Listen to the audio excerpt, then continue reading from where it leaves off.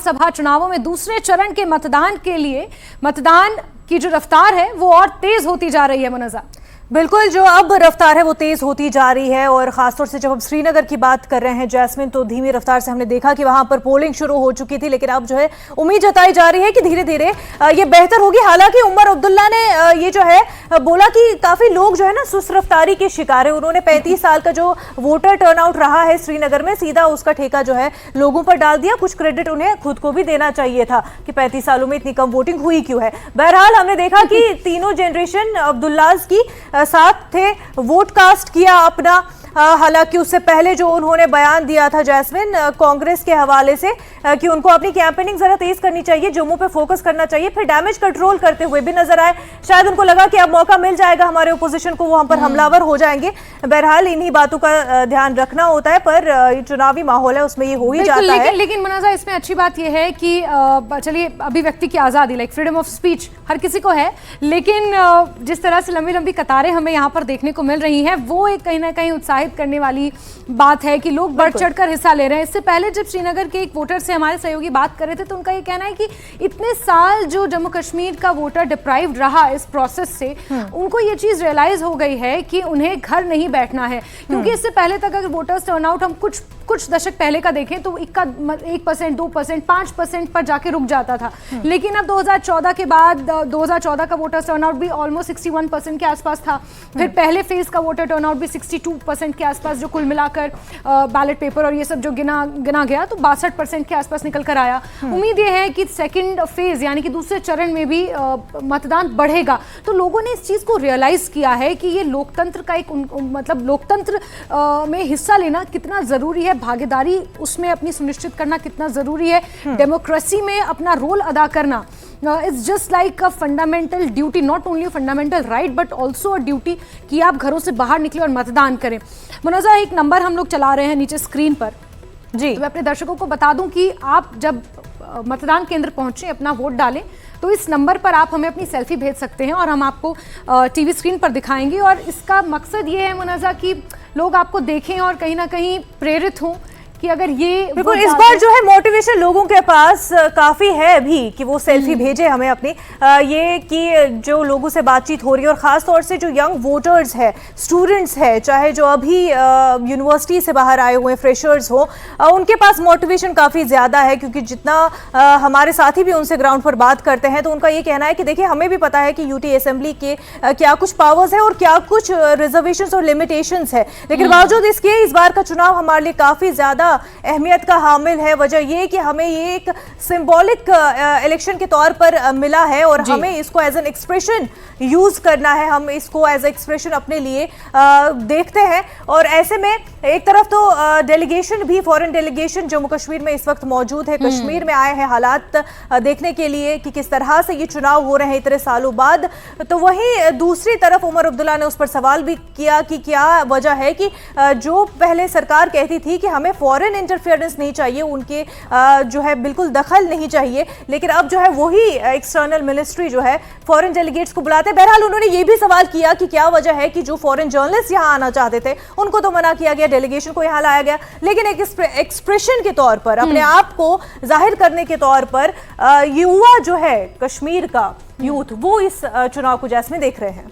बिल्कुल, फोकस युवाओं पर है। देखिए मुनज़्ज़ा, अलग अलग पॉलिटिकल पार्टीज़ के अलग अलग मैनिफेस्टो हैं, उनका फोकस पॉइंट अलग अलग है। अगर बीजेपी की बात की जाए तो बीजेपी एक एज अ होल नैरेटिव लेकर चल रही है, जो जहाँ जहाँ भी चुनाव हो रहे हैं जिन राज्यों में वहाँ पर बीजेपी का नैरेटिव वही है जो उन्होंने फोकस किया था, गरीब, युवा, महिला सशक्तिकरण और किसान। ये वो कुछ एक ऐसे तबके हैं जिन पर बीजेपी का फोकस है। तो अगर जम्मू कश्मीर के लिहाज से भी बात की जाए तो यहाँ पर 2-3 फैक्टर्स और जुड़ जाते हैं, जैसे डेवलपमेंट यहाँ पर एक इंपॉर्टेंट फैक्टर है, युवाओं को लेकर यहाँ पर एक अलग फैक्टर है कि युवा बहुत टाइम तक यहाँ पर, जैसे ड्रग एब्यूज की भी आपने बात की थी पिछले चरण में भी, हम इस चीज को बहुत डिटेल में डिस्कस कर चुके हैं कि किस तरह से unemployment is leading to drug abuse बहुत ज्यादा। तो वो कुछ एक्स्ट्रा फैक्टर्स जम्मू कश्मीर के लिहाज से जुड़ जाते हैं, लेकिन मोटा मोटा देखें तो डेवलपमेंट, इंफ्रास्ट्रक्चरल डेवलपमेंट यहाँ पर एक मुद्दा है। सिक्योरिटी के लिहाज से भी मैं बात करूँ मुनज़्ज़ा, तो ये जो सेकंड फेज है कहीं ना कहीं मुझे लगता है कि इंपॉर्टेंट है, बिकॉज पुंछ राजौरी में हाल ही में जो हमने घटनाएं देखी थी तो उस लिहाज से काफी चीजें बदली हुई हैं। बिल्कुल, जब हम और पुंछ राजौरी की बात करते हैं, पीर पंजाल की जब हम बात करते हैं, तो इसको लेकर के जो ऑपोजिशन है वो हमलावर रही है बीजेपी पर। उनका लगातार ये सवाल रहा है कि अगरचे बीजेपी ये दावे कर रही है कि अमन बहाल हो चुका है, हम यहाँ पर शांति ला चुके हैं, दहशतगर्दी खत्म हो चुकी है, तो क्या वजह है कि राजौरी और पुंछ, ये जो इलाके जहां पर हमने देखा था कि मिलिटेंसी को पूरी तरह से खत्म कर दिया गया था, वहां पर अब अमन था कई सालों से, कई दशकों से, वहां पर मिलिटेंसी अगर वापस ये दहशतगर्दी पनप रही है, इसकी वजह क्या है? क्या इस पर भी जो है बीजेपी बात नहीं करेगी? बहरहाल जो हमने कैंपेनिंग इन जगहों पर देखी है, तो बात यही बीजेपी की तरफ से उठी कि दहशतगर्दी को खत्म किया गया है, बॉर्डर सिक्योर है। बॉर्डर सिक्योर इस वजह से है क्योंकि पाकिस्तान जो है प्राइम मिनिस्टर नरेंद्र मोदी से डरते हैं, हमेशा का ये बयान सामने आया था। राजनाथ सिंह ने भी इसी तरह का बयान दिया था कि जम्मू कश्मीर में अब हालात बेहतर है, वरना नेशनल कॉन्फ्रेंस और पीडीपी कांग्रेस यानी इन तीन खानदानों ने कोई कमी या कसर नहीं छोड़ी थी कि जम्मू कश्मीर को इस तरह से दहशतगर्दी में तबाह किया जाए। पॉलिटिकल जो जब ये पॉलिटिकल बातें हो रही हैं, जब चुनावों का दौर है, तो ऐसे में इस तरह की बयानबाजियां दोनों तरफ से होती हैं। बीजेपी ने भी कोई कोर कसर नहीं छोड़ी और रीजनल पॉलिटिकल पार्टीज की तरफ से भी कोई कोर कसर नहीं छोड़ी गई बीजेपी पर निशाना साधने की। तो पॉलिटिकल सिनेरियो में ये तमाम चीजें होती हैं, लेकिन आज जनता का दिन है, लोगों को डिसाइड करना है लोगों ने क्या परसीव किया है उन रैलियों से, उन चुनावी भाषणों से। और चाहे पॉलिटिकल पार्टीज के लीडर्स की बात करें, चाहे अगर जो नेशनल पॉलिटिकल पार्टीज है, कांग्रेस जो अलायंस में लड़ रही है उनकी बात करें या बीजेपी की बात करें, 100 से ज्यादा नेशनल पार्टीज चुनाव है जम्मू कश्मीर में। बिल्कुल, तो ये भी दर्शाता है कि किस तरह से दीगर नेशनल पार्टीज भी इंटरेस्ट जता रही है, सिर्फ बीजेपी और कांग्रेस ही नहीं है जो मैदान में है। बिल्कुल, समाजवादी पार्टी ने 10 सालों के बाद खुद को रिवाइव करने की कोशिश की है। चलिए, इस बीच लोगों की प्रतिक्रियाएं भी सामने आई हैं जो पोलिंग स्टेशंस पर मौजूद नजर आ, उनका भी सुन लेते हैं।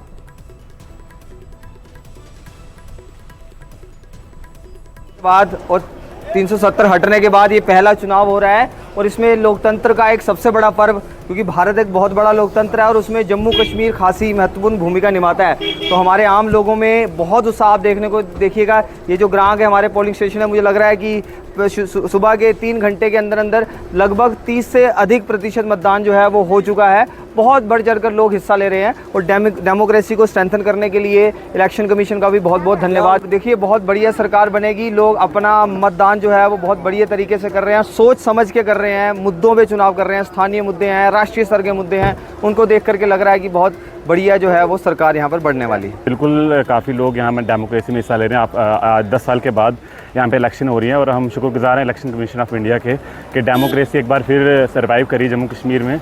और काफ़ी रियासी डिस्ट्रिक्ट जो है काफ़ी माना हुआ डेमोक्रेसी में, हमेशा हर बार यहाँ पे 70% से ज़्यादा वोटिंग होती है और उम्मीद है कि आने वाली जो भी गवर्नमेंट आएगी वो लोगों के हक में बात करेगी, जो भी इश्यूज़ हैं वो एड्रेस होंगे, चाहे वो पावर्स इशू हैं, जो भी हेल्थ के सेक्टर हैं, अनएम्प्लॉयमेंट है, जो भी हमारे यहाँ पे अनएम्प्लॉयमेंट का इशू है वो जल्दी एड्रेस होगा।